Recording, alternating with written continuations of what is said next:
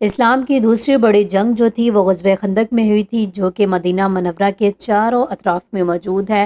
یہ مسجد خندق ہے اور جس میں حضرت سلمان فارسی نے نبی کریم صلی اللہ علیہ وآلہ وسلم کو خندق کا کھودنے کا مشورہ دیا تھا۔ اس میں بہت سارے صحابہ کرام اور نبی کریم صلی اللہ علیہ وآلہ وسلم نے خندق کی کھدائی میں خود حصہ ڈالا تھا، اور جو کہ کفار اور بنو قریش کے بہت سارے قبیلوں نے پلان بنا لیا تھا کہ مسلمانوں کو نیست و نابود کر دیں گے، اسلام کا مکمل خاتمہ کر دیں گے۔ اپنی ویڈیو میں آپ کو بہت ساری چیزوں کے بارے میں آگاہی دیں گے۔ بسم اللہ الرحمن الرحیم، السلام علیکم۔ اللہ کے نام سے جو کہ بہت نہایت مہربان کرنے والا ہے۔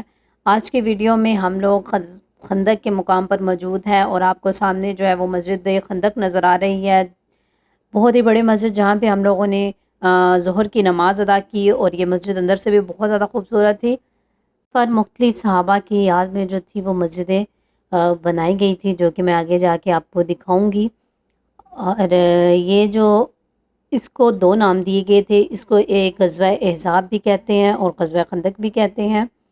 یہ جو ہے 4 سے 5 ہجری کو شوال کے مہینے میں پیش آئی تھی۔ اس کا سبب یہ ہوا تھا کہ جب بنی نصیر کے یہودیوں کو جلا وطن کیا گیا تھا، تو ان کے سربراہ مکہ مکرمہ قریش کے پاس چلے گئے اور انہوں نے سرکار دو عالم صلی اللہ علیہ وآلہ وسلم کے ساتھ جنگ کرنے کی ترکیب دلائی تھی، اور وعدہ کیا تھا کہ ہم آپ کا ساتھ دیں گے جب تک مسلمانوں کو نیست و نابود نہ کر دے۔ ابو سفیان نے بھی اس تحریک کی بہت قدر کی، اس تحریک کی جو تھی وہ بہت قدر کی تھی، اور اس نے کہا کہ ہمیں دنیا میں وہ سب سے پیارا شخص ہے جو کہ محمد صلی اللہ علیہ وآلہ وسلم کی دشمنی جو ہے وہ میں ہمارا ساتھ دے گا۔ پھر قریش نے ان یہودیوں سے کہا کہ تم تو پہلی کتاب والے ہو، ہمیں بتاؤ کہ ہم حق پر ہیں یا نبی صلی اللہ علیہ وآلہ وسلم جو ہیں وہ حق پر ہے۔ اس پر کفار جو تھے یہودیوں نے کہا کہ تم ہی حق پر ہو۔ اس پر کفار خوش ہوئے، اور اس واقعے سے سورۃ نساء کی 59 نمبر ہے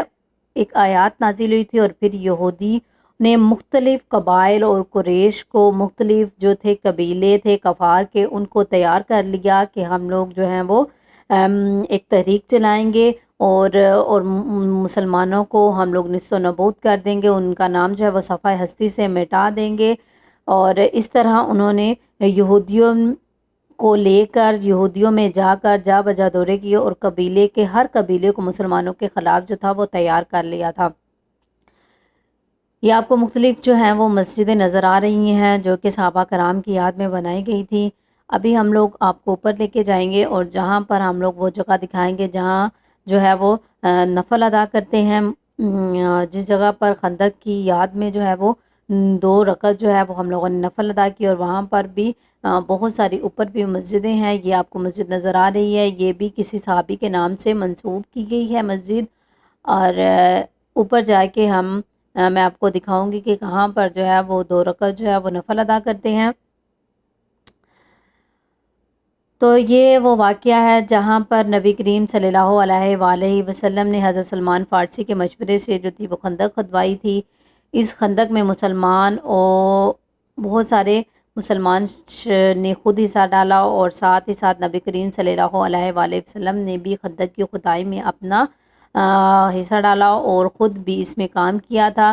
مسلمان جو تھے خندق کی کھدائی کر کے فارغ ہوئے تھے کہ مشرکین 12,000 افراد کا بڑا لشکر لے کر ان پر ٹوٹ پڑے اور مدینہ طیبہ کا محاصرہ کر لیا۔ خندق جو تھی وہ مسلمانوں اور ان کے درمیان حائل تھی، اور اسے دیکھ کر سب کفار حیران ہوئے اور کہنے لگے یہ ایسی تدبیر ہے جس سے عرب لوگ اب تک واقف نہ تھے۔ اب انہوں نے مسلمانوں پر تیر اندازی شروع کر دی تھی، اور جب اس محاصرے کو 14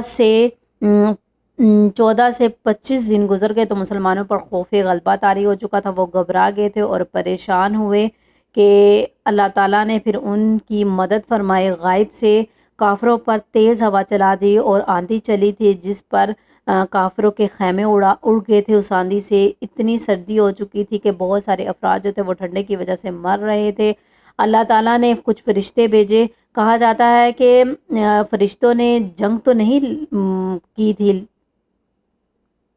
لیکن اللہ تعالیٰ نے فرشتے بھیجے تھے جنہوں نے کفار کو لرزایا اور ان کے دلوں میں جو تھی وہ وحشت ڈال دی تھی۔ اس جنگ میں فرشتوں نے لڑائی نہیں کی تھی۔ پھر رسول صلی اللہ علیہ وسلم نے حضرت حذیفہ کو بھیجا کہ دیکھ کے کہ کیا حالات ہیں وہاں پر۔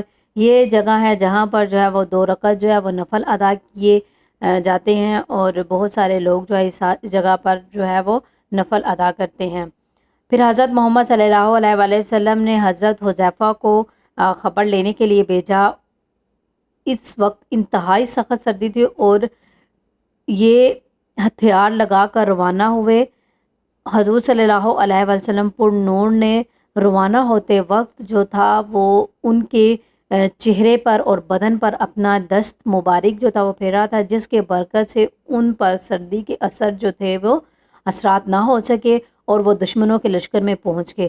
جب وہاں گئے تو وہاں پر انہوں نے کیا منظر دیکھا؟ انہوں نے دیکھا کہ بہت ہی زیادہ تیز ہوا چل رہی ہے، اور جس کے باعث جو ہے کفار کا سارا جو سامان ہے وہ بکھر چکا تھا، پھیل چکا تھا، ہوا میں اڑ رہا تھا، اور کفار جو تھے وہ بہت زیادہ پریشان ہو چکے تھے اور بہت ہی پریشانی کا عالم تھا کافروں کے لشکر پر۔ ابو سفیان ہوا کا یہ عالم دیکھ کر اٹھے اور انہوں نے قریش کو پکار کر کہا کہ جاسوسوں سے ہوشیار رہنا، ہر وقت اپنے برابر والے کو دیکھ لینا۔ یہ اعلان ہونے کے بعد ہر ایک شخص نے اپنے برابر والے کو ٹٹولنا شروع کر دیا۔ حضرت حذیفہ نے بڑی دنائی سے اپنے ساتھ والے شخص سے کا ہاتھ پکڑا اور پوچھا کہ تم کون ہو؟ اس نے کہا میں فلاں فلاں ہوں۔ اس کے بعد جو تھا ابو سفیان نے کہا اے گروہ قریش، تم یہاں پر نہیں ٹھہر سکتے، تمہارے گھوڑے اور اونٹ ہلاک ہو چکے ہیں، اور اپنے بنو ایک قبیلہ تھا جو کہ اپنے عہدے سے پھر گیا تھا، اور ہمیں ان کی طرف سے اندیشہ نہ خبریں پہنچی ہیں۔ ہوا نے جو حال کیا ہے تم دیکھ ہی رہے ہو، بس یہ اب یہاں سے کوچ کر جاؤ اور میں کوچ کر رہا ہوں۔ ابو سفیان یہ کہہ کر اپنی اونٹنی پر سوار ہو گئے اور لشکر میں کوچ کوچ کا شور مچ گیا تھا، اور کافروں پر جو ہوا آئی تھی وہ ہر چیز کو الٹا رہی تھی، اور اس لشکر سے باہر ہوا نہیں تھی بلکہ صرف اسی لشکر کے ارد گرد تھی ہوا۔ اور اب یہ لشکر بھاگ نکلا اور بہت سارا ساز و سامان جو تھا وہ یہیں پر چھوڑ کے جا چکا تھا، اپنے ساتھ کچھ بھی نہیں لے کے گیا۔